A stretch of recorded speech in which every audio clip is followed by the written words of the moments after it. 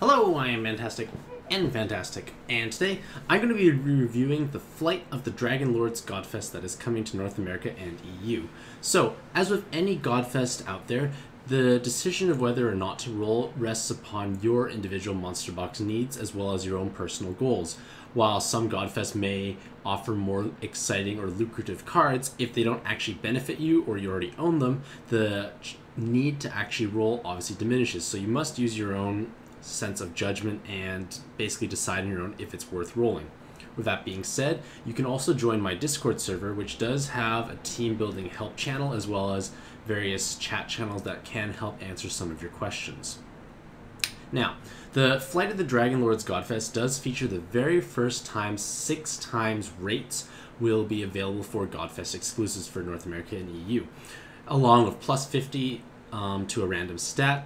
Now, while this 6 times Godfest exclusives is a new milestone, you do have to bear in mind that there are actually no Pantheon cards being featured alongside, as well as there being an unusual carnival occurring as well. However, Gung-Ho wants to really up the ante by tempting us with 2 new Godfest exclusives, something red I cannot pronounce, and Yog. Now, I wrote about Yog quite extensively in a previous article, and Yog is simply amazing, and he is going to be the real prize to acquire from this Godfest occurring, even though the red 5-star Godfest exclusive that is coming out is still powerful and meaningful. So, rolls at a glance. Now, this is the this is the carnival that is occurring alongside, but it's only 2 times rates. It's the same carnival across both days. However, the Godfest exclusives do vary from day to day, and obviously I will have a final image down below that ranks the Godfest for each day. So, I basically use an S through D ranking system. Up arrows basically indicate if a card has moved up, or down arrows if they moved down, based on the last time this tier list was published, which was the previous Godfest. So, the new Godfest exclusives that are coming out. So, I'm going to just jump right into it. So, Yog is S tier. Easily S tier, like no question whatsoever. And he is so impressive and amazing that I actually decided to write a subsequent article for him, which you can find here. It's on my website, it's on my YouTube channel. But in essence, I'm just going to give you the pros and cons of what he is. It's basically lifted directly outside of that article. If you want to read more, I do encourage you to explore that article as well. So, in terms of the pros, he is bind immune with bind clear, which is obviously very important for any leader. He is able to achieve 324 times attack for a mono-color team, and this can be done with just 2 light combos. So in theory, a 2-combo Yog would actually be viable, as scary as that sounds. In addition to that, when you trigger your leader skill of 2 light combos, you actually gain a 43.75% damage reduction shield, which carries over on a sweep so you can tank large preemptives.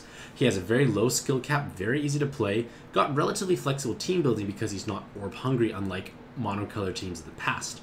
They have an incredible, if not the best, active skill in the whole game. It combines a full board changer that makes light and hearts, just 2 elements, as well as 40% maximum health heal and 4-turn bind clear on a 13-turn cooldown. In theory, this should have been probably maybe 16, 17, or even 18 turns, but Gung-Ho wants to make them overpowered, so they make it only a 13-turn cooldown.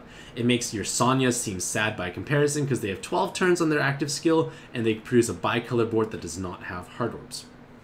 Finally, they have 1,100 weighted stats, which is further amplified by a co-op boost awakening. So basically they gain 50% more stats, so they are incredibly durable in co-op especially.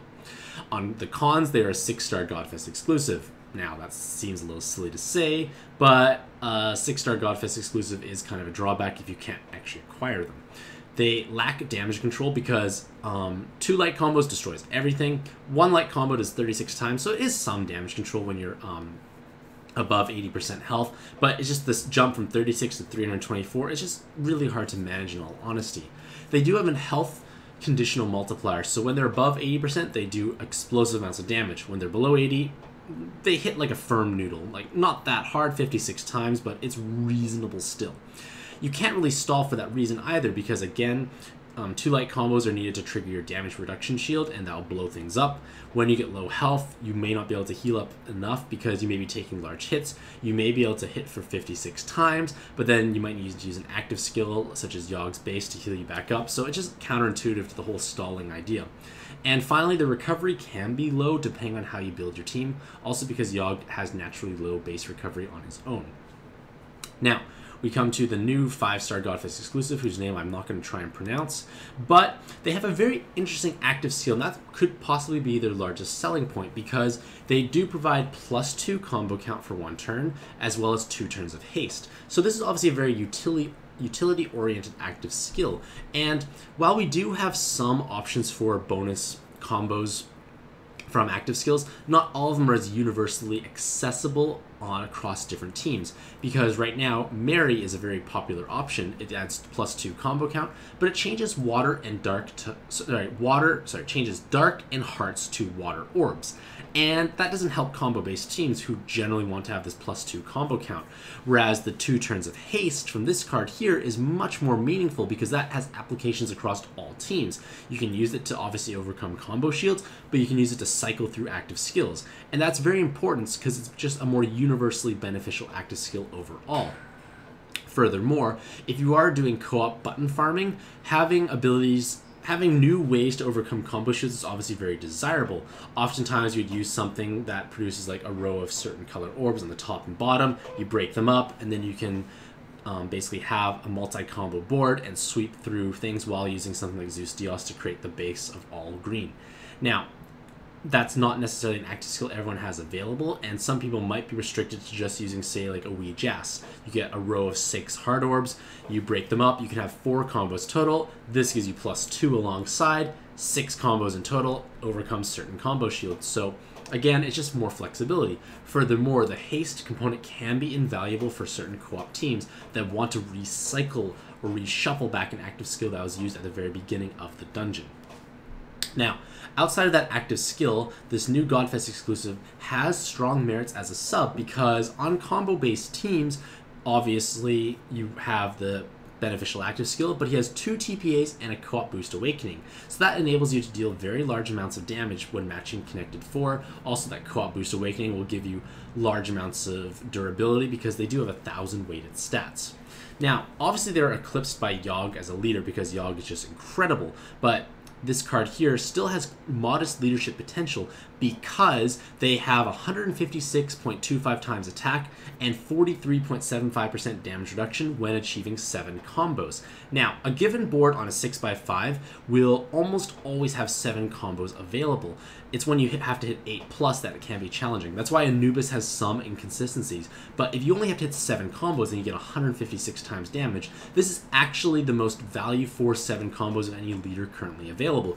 Kushinati Hime is 81 times, Blue Hunter I believe is also 81 times, Anubis doesn't exist, Diablos doesn't exist at 7 combos. So when hitting 7 combos, you're actually having the highest multiplier possible. Obviously you don't get to ramp and scale up to crazy high amounts, but the fact that 7 combo board is almost always doable gives you a certain degree of consistency. Furthermore, this damage mitigation component is important because you can survive incoming preemptives and also helps synergize with how your leader skill works. You have to be above 50% health in order to achieve your full multiplier. So with this damage mitigation component, you can basically block large preemptives, stay within your health zone, and deal large amounts of damage moving forward. This also has some capabilities when stalling because in theory, if you can hit 7 combos without managing to trigger all your exciting primary attribute orbs, you will be able to trigger that defensive multiplier. You could heal up and you may survive the attack to stay above 50%, and then you sweep on your next turn. So this is an interesting leader, but obviously the health restriction is problematic. Furthermore, you are vulnerable to binds, and you do have to bring some sort of self-healing component if you want to get through certain dungeons, so that can be a bit of a liability. But overall, it's still a reasonably powerful leader. But you do have to play in co-op to get that co-op boost awakening. So now, this Pantheon tier list, nothing's really shifted or moved, nothing new has come out, nothing really exciting is moving, I feel, at this point in time, so this tier list is remaining the same as it was in the previous time. Again, this article will be on my website, so you can kind of explore, but as of any tier list, you must take everything with a grain of salt. Things may have more or less value based on what is important for yourself. So now we come to the Godfest exclusive tier list. And again, everything is subjective. Certain cards may have more or less value depending on what you have in your monster box. And the only notable change was actually Skuld moving up from A to S. Now, the reason why Skuld moved up from A to S was because I initially evaluated her based on her new split evolution, which is very powerful when it came out in Japan. And at that point in time, when it came out in Japan, it was a little challenging to fully capitalize on how powerful she actually is. And this is because Monster Hunter Collab was not confirmed for North America or EU. But because we now have Monster Hunter Collab in North America and Europe, we do actually have great homes to actually truly capitalize and benefit from for Skuld. Now, with Monster Hunter, we have the Blue Male Hunter as well as Diabolus. And before this, it may have been challenging to actually slide Skuld into any team because she does have 2 7 combo awakenings, which is obviously beneficial for combo-based teams, and the desirable follow-up attack, which defeats resolved bosses. Now, before Monster Hunter, combo-based teams such as Anubis couldn't necessarily use her colors that efficiently, small downside, but the fact of the matter is, the follow-up attack awakening requires you to have a column of hard orbs, so you automatically restrict yourself down to a 5x5 board, and to hit 8+ combos required for Anubis is not really feasible for the most part, so these follow-up attack awakenings don't really have much effect on 6x5 Anubis boards, because it's very hard to hit 8 combos when you're restricted down to a 5x5 box, because one column is taken up by hard orbs. Furthermore, Kusanagi Hime needs healer types, and Skuld isn't healer, so a lot of that benefits are kind of offset. You can use Verdandi, who's still a healer, so you do have that compensation accordingly. However, with Monster Hunter, we do have Blue Male Hunter, who needs to hit 7 combos for feasible damage, which is actually quite doable when you make a column of hard orbs and have a 5x5 box. You need to only make 6 combos, that's 18 orbs, so you have 7 left over in that 5x5 box. So it is definitely manageable, and with Diabolus being a 7x6 leader who can pair with virtually everyone, Skuld can actually function on those teams. So now you can have Anubis with Skuld on the team paired with Diabolus. You get the follow-up attack awakening that's very feasible, and then you're left with a 6x6 box. 36 orbs is bigger than the traditional board that's given to us, so you should be able to hit those 8+ combos for Anubis while having follow-up attack. So that's why Skuld has been moved up, because we now have much better and efficient ways to use her powerful kit of 2 7 combos and follow-up attack awakenings. And amusingly enough, all the S-tier Godfest exclusives are 6 stars.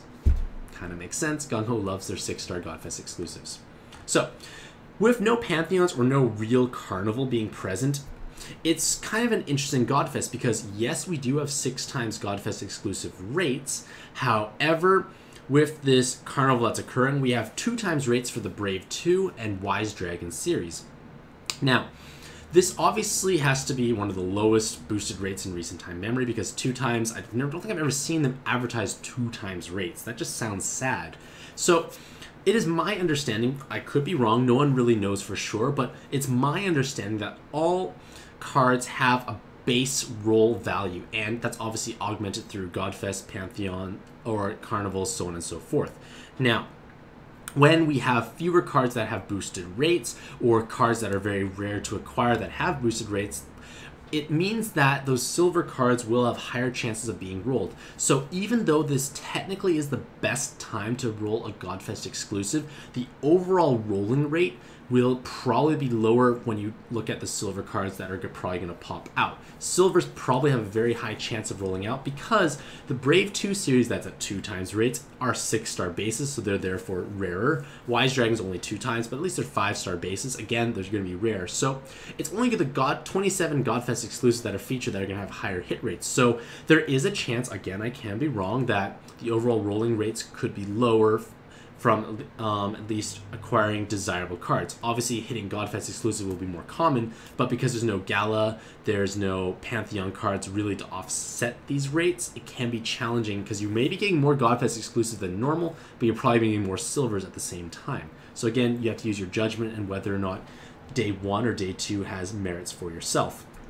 However, with that being said, Day 1 is significantly more meaningful or powerful overall because it features every single one of the S-tier Godfest exclusives, whereas Day 2 only has Yogg plus Fujin.